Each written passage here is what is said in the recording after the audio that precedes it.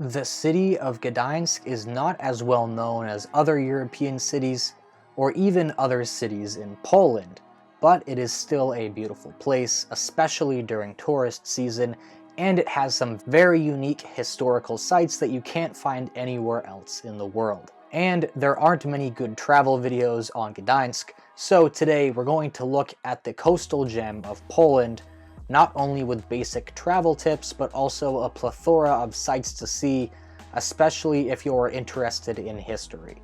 So remember to like, comment, and subscribe, and hit the notification bell. Let's just jump into it, and as always, thank you for watching.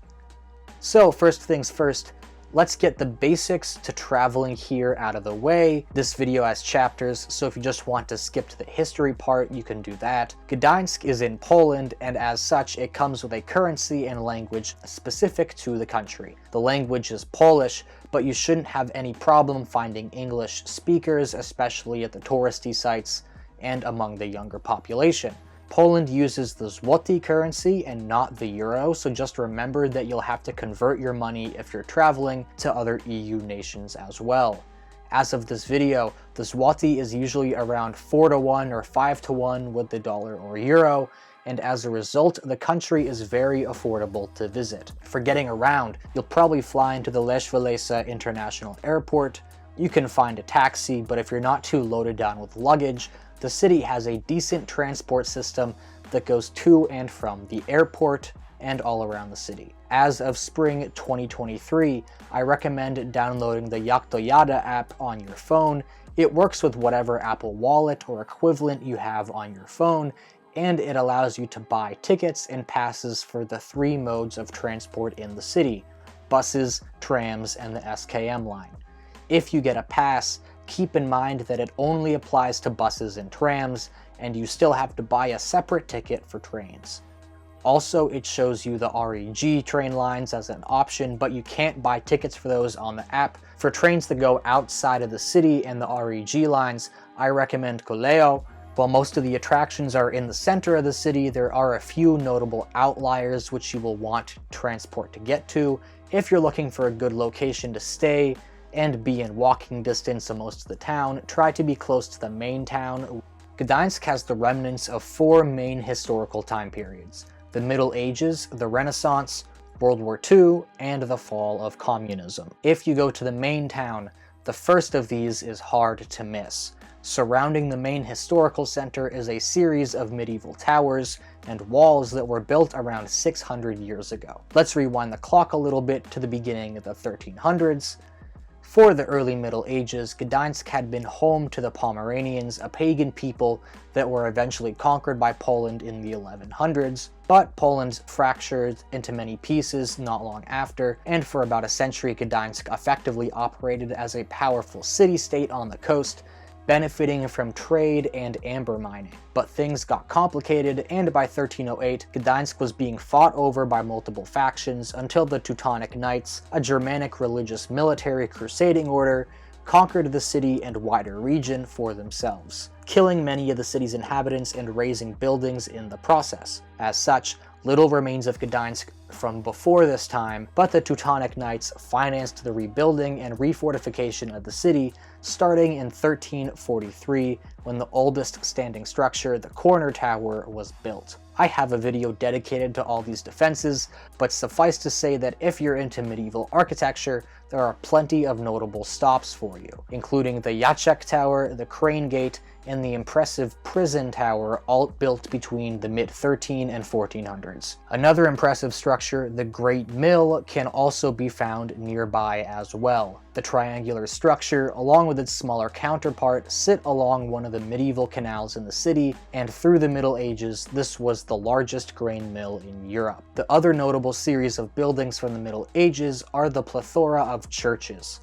While many of these churches reached their modern form during the Renaissance, all of them started to be constructed in the Middle Ages, with the primary example, the St. Mary's Basilica, being founded in 1343. The largest brick church in the world, St. Mary's is a hulking Gothic structure made over the course of 159 years.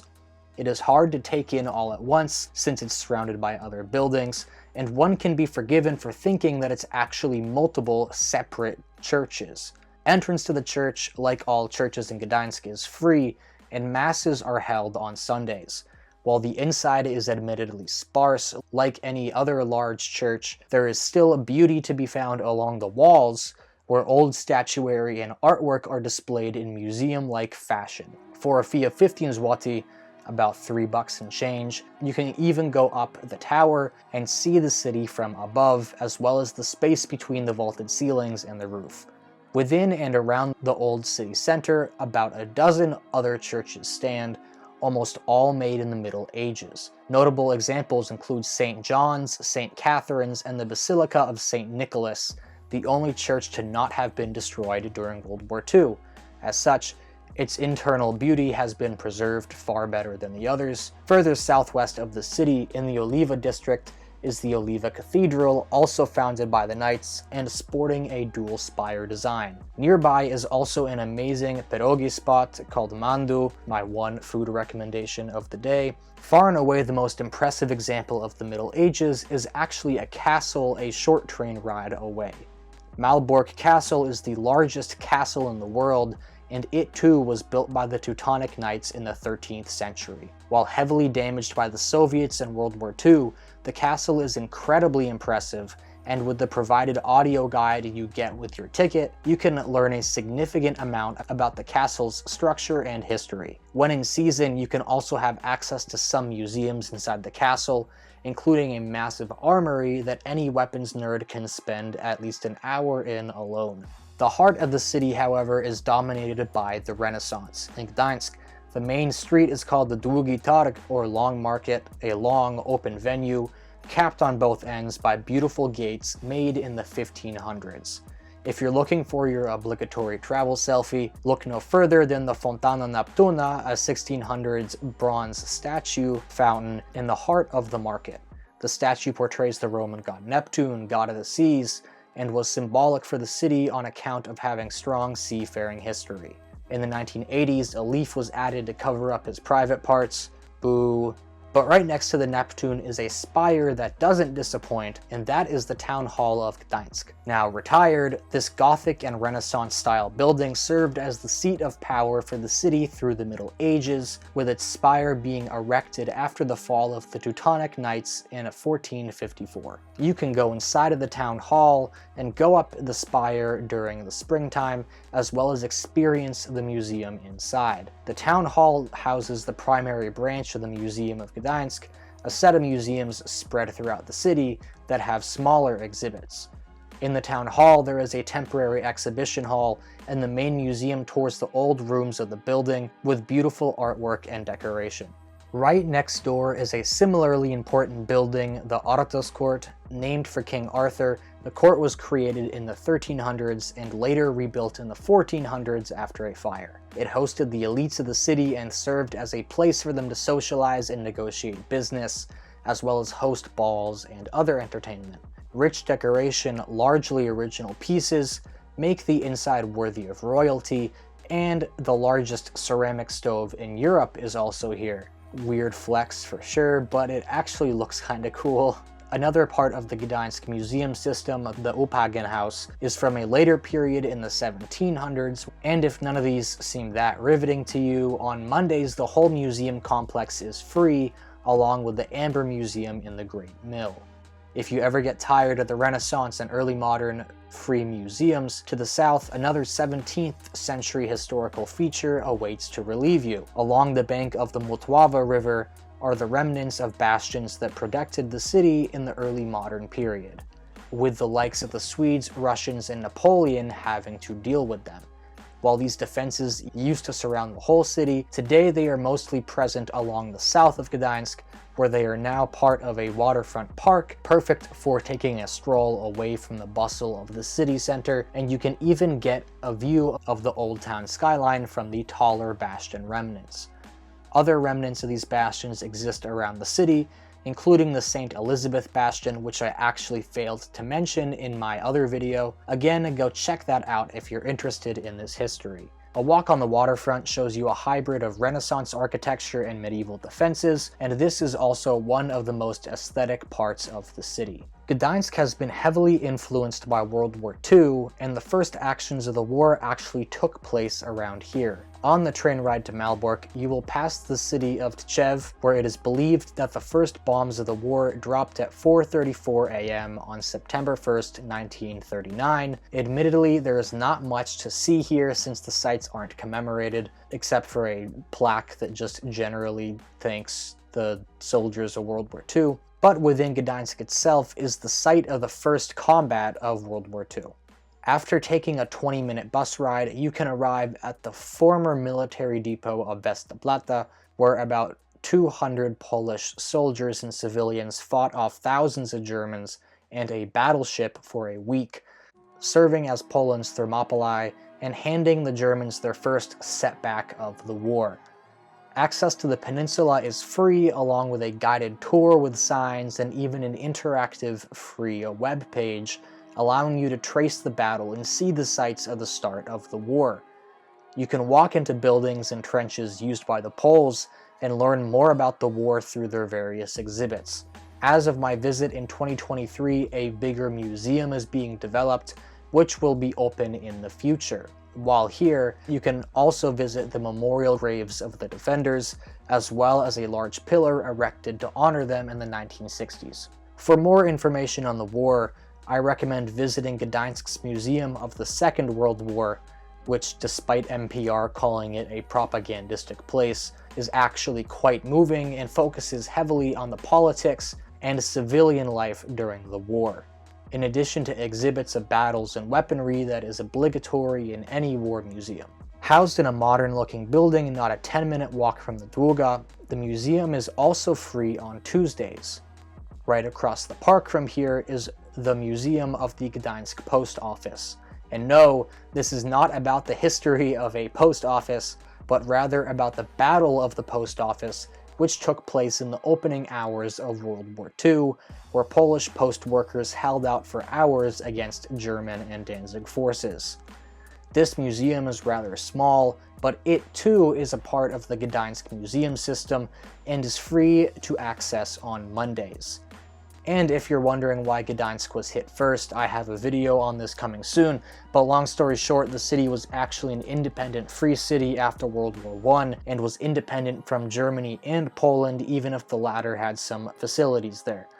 If you feel like getting even more sad, to the east of Gdansk is the remnants of the Stutthof concentration camp, the first established in Poland by the Germans during the war. However, public transport options to get here are much more limited. The last phase of Polish history that we're going to look at here is the fall of communism in Poland. The first major site from this era actually has its roots in 1970, when massive price hikes for food by the communist government sparked strikes around the Baltic region. These demonstrations and riots resulted in 44 people being killed, including some who were abiding by the government order to return to work. The famous statue to commemorate this event, however, would not be raised for another decade. At the end of the 1970s, the economic situation in Poland was worsening, just as a Polish cardinal was elected as Pope John Paul II. His visit to Poland in 1979 served as a social turning point for the country, and not long after, things began to change. In 1980, more price hikes precipitated strikes across the city, notably at the Lenin shipyards in Gdansk, where former electrician Lech Walesa led a protest at the docks that would later become the heart of the Solidarity movement. This labor union turned political entity would go on to gain 80% of the working population in Poland as its membership, the most representative labor union of all time, and their agitation through 1980 and 81 led to some mild reforms, although they were driven underground by crackdowns and martial law. By 1988, the movement re-emerged, and after negotiations with the communist government, they secured semi-free elections. However, their massive success in these elections effectively ended communist rule in Poland in 1989, and free elections came soon after, ending the Cold War in the country and inspiring other Eastern Bloc countries to follow suit. The main attraction from this era is of course the Solidarity Museum, right next to the Fallen Workers Monument. In this imposing building, you can see key relics from the movement, including the shot-through jacket of a protester from 1970, and the original wood boards that the movement's demands were written on in 1980. Around the Nowy Pot are other relics as well, including the original crane used by Anna Valentynowicz, the firing of whom was the spark that started the strike at the shipyard, in addition to the wider issues discussed earlier. Just south of the museum, there is also a section of wall called the Velesa's Wall, where the leader of the movement is said to have scaled a wall to get to the workers inside, since he was locked out of the shipyard. A couple other locations related to Lech Walesa exist as well, including his home in Oliva near the cathedral, and his old home and small Solidarity headquarters in Zaspa. Lastly, as a bonus, there is a park named for one of the movement's greatest benefactors, Ronald Reagan. In Reagan Park, in the Przemorze district, you can see a statue of the US President walking alongside Pope John Paul II. If you like what you see, there are also a variety of ruins and bunkers in the park from before World War I, as well as access to the beach. If you follow the coast towards Westerplatte, you can also see larger bunkers in the Brzeźno district about a 20-minute walk away, as well as an innovative artillery battery further inland, which worked with coastal observation to deliver mortar fire on enemy ships. These structures were made around the 1910s and didn't really see combat and were subsequently decommissioned when Gdansk was demilitarized after World War I. So that's my guide to exploring the historical sites of Gdansk. I hope you all enjoyed. On YouTube, there really aren't many good guides for what to do in Gdansk or how to get around, so I just decided to do that for you guys. If you are interested in some of the wider history of the city, or again about the fortifications, feel free to check those videos out too. Sorry for the lack of videos lately. I've been traveling a lot, so I haven't had much downtime, but that should be changing soon here.